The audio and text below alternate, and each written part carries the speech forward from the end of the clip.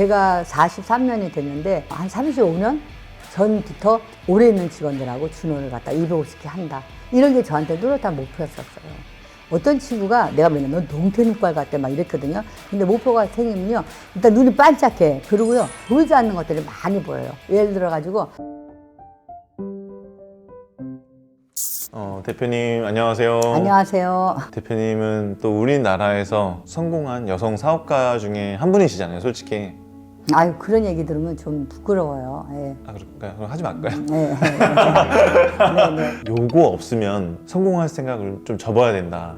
이런 게 혹시 있을까요? 궁금합니다. 저는 분명하게 얘기할 게 있어요. 성공 이끌어 목표라고 생각하거든요. 너는 사업 중에서 가장 중요한 게 뭐니? 그러면 저는 목표라고 얘기를 합니다. 그래서 사업은 목표 있는 사람과 없는 사람으로 나누어집니다. 혹시 목표가 왜 중요할까요? 목표가 없다는 건 뭐예요? 태평양 이런 바다에서 표류하는 거거든요. 목표는 방향이기 때문에 어느 방향으로 가는 줄 알아야 우리가 거기를 가기 위한 모든 걸 준비를 하잖아요. 예를 들면 부산을 가야 되겠다라는 목표가 잡혀야 고속버스로 갈지 비행기로 갈지 또 밤에 갈지 낮에 갈지 누구랑 갈지 이렇게 다 정해지잖아요. 근데 그게 없이 어디로 가는지 모르고 표도 살 수 없고 누구랑 가는지도 모르고 그렇게 해가지고 사업을 하면 저는 안 된다고 생각을 하거든요. 목표가 있으면은 불필요한 것들이 많이 없어지죠. 내가 해야 되는 불명한 시간을 쓸 수가 있죠. 목표에.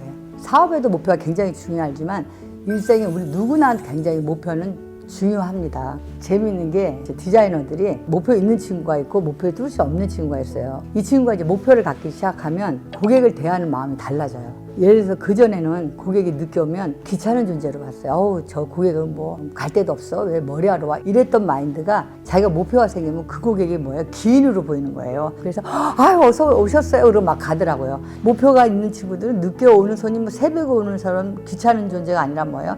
다 나의 목표를 도와주는 기인이라고 생각하니까 고객을 보는 마인드가 달라집니다. 대표님 그럼 목표 설정을 잘 하시나요? 목표를 꾸준하게 세우려고 하고 있고 목표를 좀 잘 세우는 편입니다. 저는 뭐 그때그때 달라요. 사업도 장기 목표가 있고 중기 목표가 있고 단기 목표가 있잖아요. 운동하는 것도 목표를 잡고 하고 책을 보는 것도 목표를 잡고 하는데 목표를 잡을 때는 저는 항상 나눗셈으로 합니다. 제가 목표 세우는 방법은 예를 들어 책을 읽겠다. 그러면 책 한 권이 한 300페이지예요. 일반적으로. 그러면 저는 30일로 나눕니다. 나눠가지고 하루를 하면 그 10페이지 정도 되잖아요. 그럼 하루에 내가 10페이지는 읽는다. 이렇게 목표를 세우죠. 목표는 잘게 나눗셈으로 나누라 그래서 저는 목표 위주 나눗셈이다 이렇게 얘기를 합니다. 목표를 딱 세워놓고 거꾸로 해서 하루 목표를 세우는 게 저의 목표 세우는 방법입니다.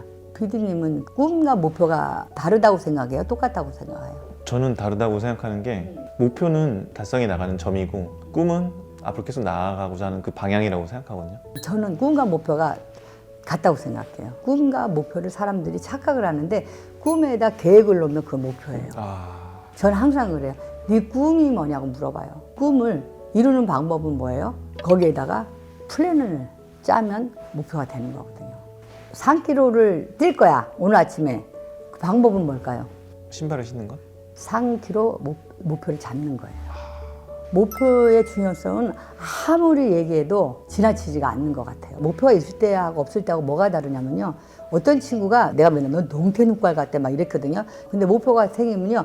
일단 눈이 반짝해. 그리고요. 보이지 않는 것들이 많이 보여요. 예를 들어가지고 빨간 스포츠카를 가는 게 내가 목표야. 그러면요. 그날부터 빨간색이 얼마나 잘 보일지 몰라요. 목표는요. 사람이 눈을 뜨게 하는 거예요. 눈을 뜨게 하고 많은 에너지를 사용할 수 있는 그런 능력이 됩니다.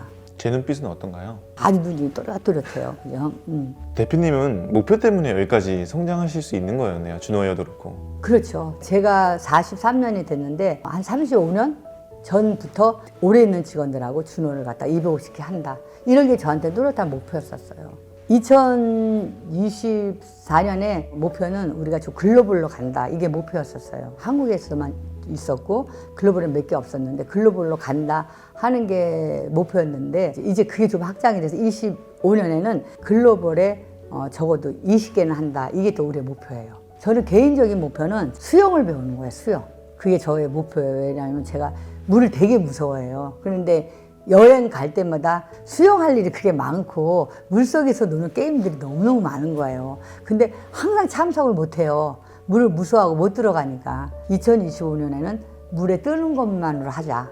이게 제 목표입니다. 목표 얘기하실 때 눈이 제일 반짝이신 것 같아요, 진짜로. 마지막으로 목표를 어떻게 세워야 할지 모르는 분들, 아직 새해 목표를 안 세우신 분들께 해주고 싶은 말씀 있으실까요? 목표를 세울 때 너무 큰 거를 세우면 안 돼요. 작은 목표를 한번 좀 세워보세요. 만약에 지금 내가 목표를 세우는데 뭘 세울지 모르겠다 그러면, 예를 들면 달리기 10분, 그 책 10페이지 보기, 사람들한테 감사 3가지 하기. 목표를 현실에 안 맞게 막 이렇게 하면 사람이 좌절감이 생겨요. 근데 내가 할 수 있는 목표, 작은 목표를 좀 세워서 성공을 하면 근육이 될 거예요. 작은 것부터 시작하면 분명히 큰 목표도 달성할 수 있다고 저는 생각을 합니다. 2025년에는요, 목표와 꿈이 다 이루어지길 여러분 응원합니다. 화이팅!